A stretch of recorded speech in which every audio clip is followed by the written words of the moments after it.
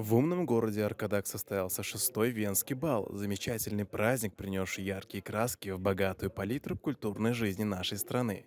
Почетным гостем бала стал национальный лидер туркменского народа, председатель Халк-Маслахаты, почетный старейшина Гурбангулы Бердумухамедов.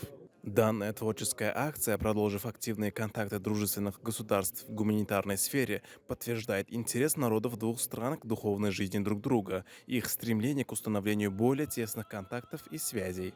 Вместе с тем, ее проведение является результатом политики открытости, добрососедства и широкого международного сотрудничества, проводимой президентом Туркменистана Сердаром Бердумухамедовым и получившей признание и поддержку мирового сообщества. В практике туркмено-австрийского творческого взаимодействия Дни культуры Туркменистана в Австрийской Республике, Дни культуры города Вены в Ашхабаде, выступления туркменских мастеров искусств в Вене и австрийских артистов в Ашхабаде, участие австрийских солистов в проводимых в нашей стране международных фестивалях и другое.